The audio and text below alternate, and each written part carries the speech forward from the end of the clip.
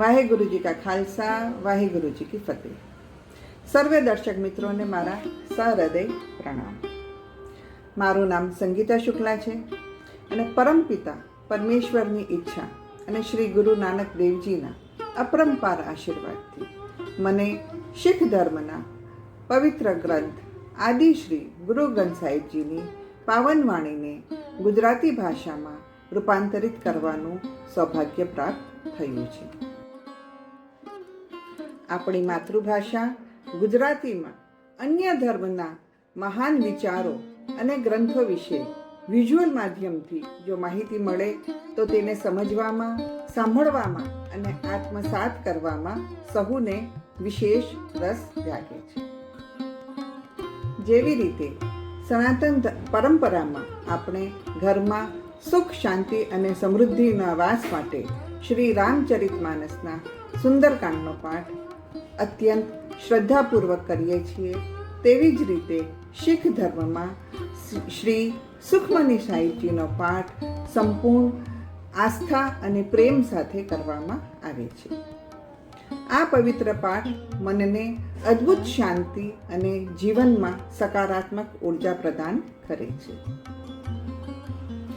શ્રી ગુરુ ગ્રંથ સાહિબજીનું પ્રથમ સંકલન આદિ ગ્રંથ ઈસવીસન 1604માં શીખ ધર્મના પંચમ પદ પાદશાહ ગુરુ અર્જુન દેવજીના દ્વારા કરવામાં આવ્યું હતું।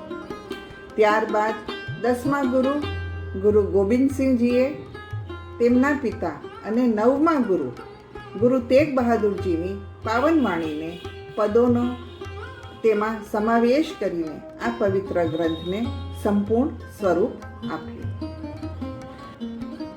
શ્રી ગુરુ ગ્રંથ સાહિબજીમાં સુખમની સાહિબજીની રચના રાગ ગૌડી અંતર્ગત ગૌડી સુખમની મહેલા 5 શીર્ષક હેઠળ અંકિત કરવામાં આવી છે।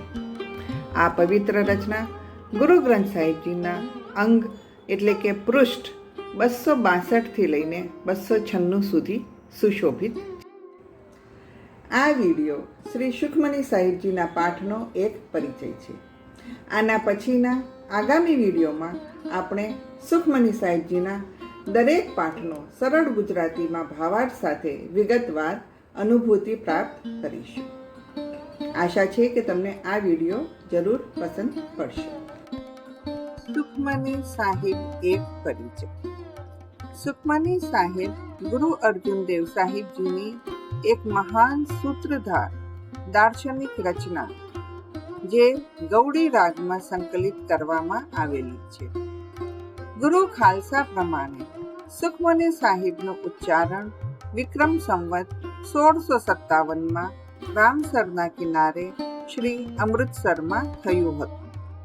આમ તો આ 16મી સદીની વાણી છે, પણ 20મી સદીમાં પણ આ વાણીની મધુર મોહક સુગંધ સૌના મનને સુખ, શાંતિ અને ચેન આપી રહી છે। આ પ્રમાણે આ વાણી સુખમની સાહિબ વિશ્વભર માટે નામ યોગ અથવા ભક્તિ યોગનું ધર્મશાસ્ત્ર છે। આ વાણીમાં એ મહાન સંદેશ નિહિત છે જેનો સંબંધ આપણા સૌના જીવન સાથે સ્પષ્ટ છે। આના શબ્દ ખૂબ જ સુંદર અને મોહક છે। આ રચનાનું નામ સુખમની સાહિબ છે કારણ કે એ મનને સુખ આપનારી છે અને સુખરૂપી અમૂલ્ય રત્નો આપનારી છે। બધા જ દુઃખો અને રોગોની દવાનું નામ પ્રભુનું નામ છે। પ્રભુ સ્મરણ વિના બધા ધર્મ કર્મ નિષ્ફળ છે। સુખમની સાહિબમાં ફક્ત પ્રભુ નામની જ મહિમા ગાવામાં આવી છે। આ વાણીમાં જ્યાં પણ સુખમની શબ્દ આવે છે ત્યાં નામ શબ્દ સાથે જ આવે છે। પ્રથમ અષ્ટપદીના પહેલા ચરણ પૌડીમાં રહાવું વાળી તુકમાં નામ વાચક છે, સુખમની નહીં। પ્રભુનું નામ સુખદ, અમૃતમય અને સુખોને પ્રજ્વલિત મણી છે અને ભક્તજનોના સંદેશ હંમેશા નિવાસ રહે છે। 24મી અષ્ટપદીના છેલ્લા 2 ચરણમાં સુખમનીના જે ફળ અથવા ગુણ જણાવવામાં આવ્યા છે એ નામના છે. પાઠ વાંચવાના નહીં. એટલે જ્યારે ઇહુ નિધાનો જપે મની કોઈ, ત્યારે નાનક એહુ ગુણી નામું સુખમની. આ પદોમાં હું સુખમની, આ પદોમાં નિધાન અને ગુણ શબ્દ નામની સાથે સંબંધ ધરાવે છે. સુખમની સાહિબમાં 24 શ્લોક અને 24 અષ્ટપદીઓ છે.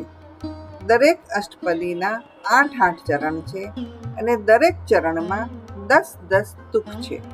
કુલ મિલાવીને 216 છંદ છે.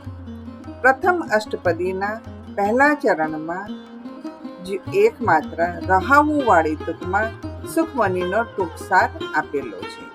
દરેક અષ્ટપદીનો સામૂહિક ભાવ એની પહેલા આવનાર શ્લોકમાં આપેલો છે. શ્રદ્ધાળુ ભક્તજનોને મારી વિનંતી છે કે જો મનમાં સુખ અને શાંતિ જોઈએ તો નામરૂપી મણીને હંમેશા પોતાના હૃદયમાં ધારણ કરે અને સુખમની સાહિબનો પાઠ એના દરેક શબ્દનો અર્થ સમજીને શ્રદ્ધા અને પ્રેમ સાથે જરૂર કર્યા કરે અને એકાગ્રતાથી બેસીને એની ઉપર વિચાર. આ પાઠનું એટલું બધું મહત્વ છે કે જો આ વાણી કીર્તનમાં ગાવામાં આવે ત્યારે પણ આનંદ આવે છે. જો આ વાણીને પોતાના ગુરુદેવનો ઉપદેશ માનીને એની ઉપર વિચાર કરવામાં આવે તો પણ ગૂઢ દર્શનનું જ્ઞાન મળે છે. અને સૌભાગ્યથી જો આ વાણીને સદગુરુનો આદેશ માનીને જીવનમાં એનું અનુકરણ કરવામાં આવે તો પૂર્ણ ત્યાગ, પ્રેમ, ભક્તિ અને સહજાવસ્થાની પ્રાપ્તિ થાય છે. મારો અતૂટ વિશ્વાસ છે કે જો આજે સાંસારિક મોહ માયા અને ભૌતિક સુખોની પાછળ ભાગનાર માનવ સમાજ સુખમની સાહિબમાં આપેલા અમૂલ્ય ઉપદેશોનું અનુકરણ પોતાના જીવનમાં ઉતારે તો આ માનવ સમાજમાં કોઈ પણ વિકાર ઉત્પન્ન નહીં થાય અને ઘૃણા, લૂંટફાટ, અમાનવીયતા જેવા હૃદય ચીરી નાખે એવા બનાવોની પુનરાવૃત્તિ નહીં થાય. સર્વત્ર સુખ, સમૃદ્ધિ અને શાંતિનો જ પ્રસાર થશે. વાહેગુરુ જી કા ખાલસા, વાહેગુરુ જી કી ફતેહ. જય ગુરુ નાનક દેવ જી, જય અર્જુન દેવ જી.